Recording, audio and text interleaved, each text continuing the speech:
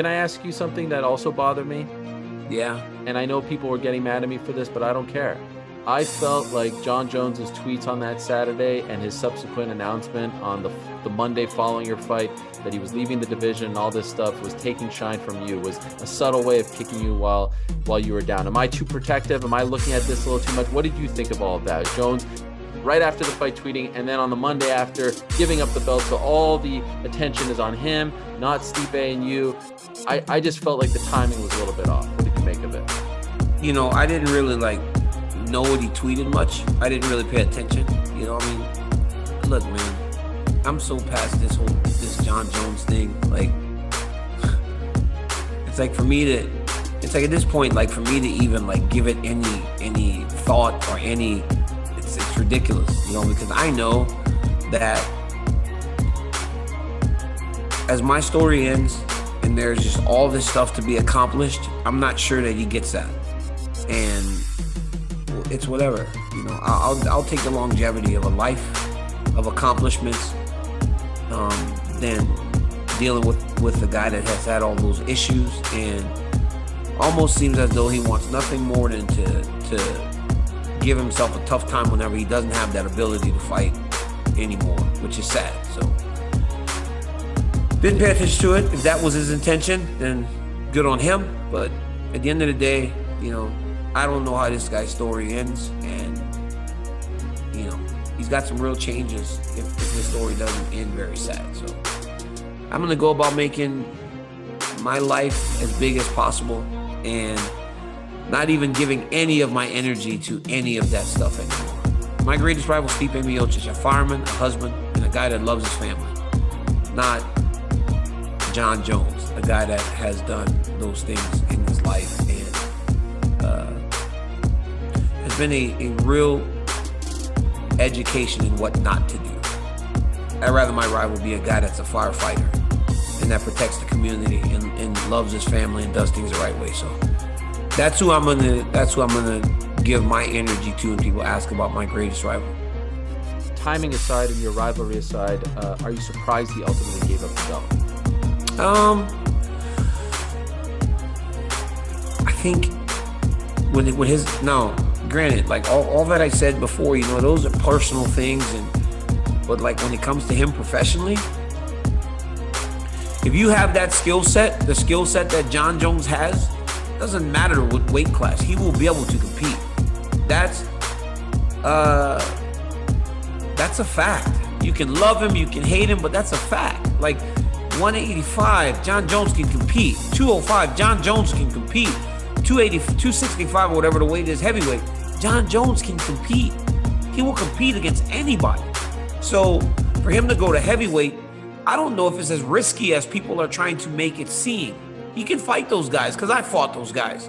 They're big, they're strong, they're dangerous, but he can fight those guys. Him giving up the belt, I don't know if that was him saying, you know what, now's the time, or that was an indication of how tough that Dominic Reyes really is for him. I just don't know if you know, I don't know what it was. It could be, there's no way I'm fighting this Reyes again, right? Or it could be the UFC going, it's Dominic Reyes or it's not Jan Blachowicz. It's Dominic Reyes or it's nobody. You guys aren't going to tell me what to do at this stage of my career. You don't know what the conversation was. But if anything, I think it's a testament to Dominic. Dominic's a big guy, tough, athletic, durable, and he gave Jon fits. And maybe Jon just doesn't want to go through that again. It all gets tougher, man. As you get older, even though he's still, you know, maybe, how old is this guy? 30, 31, 32? I think 33, or no, 32. So, like, yeah. It all gets tougher, Ariel. As you get older, it gets tougher. And those guys continue to improve and continue to get better. They're just as big now, just as long. Dominic's just as athletic. I mean, it gets tougher. Maybe he just didn't want any part of that. Because he did say he would fight Jan Blachowicz. Remember initially it was like, I'll fight Jan Blachowicz. Mm-hmm. And then, you know, maybe it was like, it's Dominic Reyes or it's nobody. And he's like, it's nobody. I'll go to heavyweight. Do you believe he will ever fight at heavyweight in the UFC? I do. The right matchup. I believe he'll fight the right guy. I believe he'd fight Miocic. I really do. Okay, do you think they will book Stipe versus him next, right away? Stipe's next fight? I don't think Stipe fights Jones next. And I don't know if Stipe ever fights Jones. It sucks because I like Stipe Miocic, but I think that it all comes at a cost, Ariel. And all those right hands that he took, it comes at a cost. And the next time Stipe steps into the octagon, I don't feel confident he's gonna win. Because all those shots come at a cost. Wait a second. So you're saying they're going to do Francis versus Stipe and Francis is going to win? I think Francis wins the title next time. And then do they do Francis versus Jones? Unless Stipe takes a lot of time off to try to let his mind and his body, his head recover a little bit. Because think about it. Francis hit him with all those shots in January. I hit him in July and he went down. Right? He took all the shots from Francis. But then when I hit him in July, he went down. The last 2 years, I've hit him with those same shots and he was able to take them because there was a year in between fights. So unless he takes a long time, the next time he fights, he's gonna get knocked out. Because over the last 3 years, we've done a ton of damage to each other. We fought 10 rounds in total. And it's been freaking crazy fights, like wars. And he's taking damage, I've taken damage. Like, it'll be difficult for either of us to go fight a Francis Ngannou and not run the risk of getting put to sleep. I was so happy right after the fight when he told Mark Raimondi that Francis should be next, that Jones should not leapfrog him, because I believe Francis should be next. Francis has done a lot of amazing things. I mean, his last one was amazing, but the last 4 fights have been incredible with wins over Jairzinho and Blades and Cain Velasquez and JDS. I mean, other than fighting you, it doesn't get any better than that in terms of trying to get a title shot, right? And so I'm happy when I hear him say that. And then like 3 days later, I hear him say that he wants to box. Like, wait, you just said Francis. Please don't do the boxing thing again. I feel like we've done this. Like, Stipe is the baddest man on the planet, and I think you can make a case that Stipe is the baddest man on the planet regardless of combat sport. Oh, that's what it is. The MMA champion is the baddest man on the planet. Why box? Why box? If you put him and Tyson Fury in a free fight, he beats Tyson Fury every time. Yes. I mean, he's the baddest man on the planet for sure. So the boxing thing is tired. Like, we did that 3 years ago. It should be Stipe versus Francis. Last year, right? It was like, maybe I'll box instead of fighting DC. Yes, right? yes. So I think the boxing thing's tired. But the reality is, I don't even know if it's necessarily about the boxing. I think it's about getting Jones in there.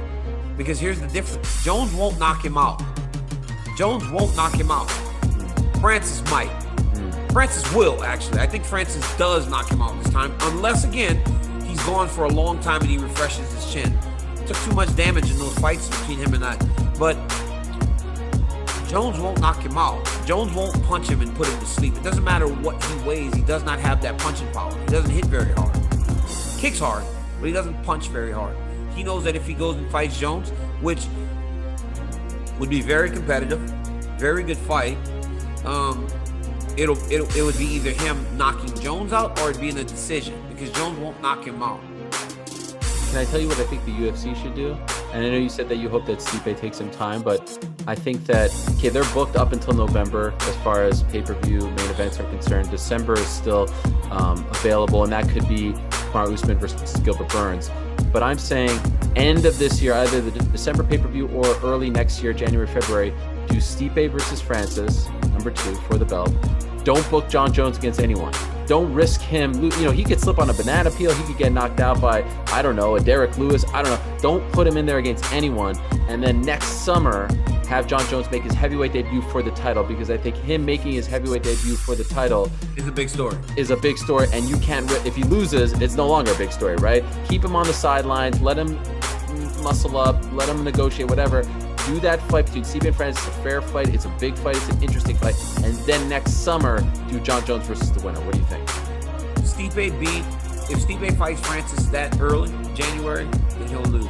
I mean, because you got to remember, he said he put on a masterclass on how to beat Francis last time, and he absolutely did. But he took a lot of shots in trying to pursue that. Remember that first round? They were kind of throwing it. It was one of the craziest first rounds I've ever seen at heavyweight.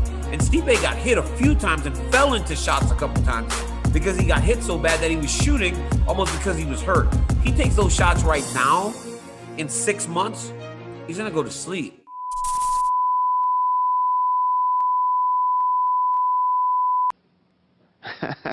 I don't give a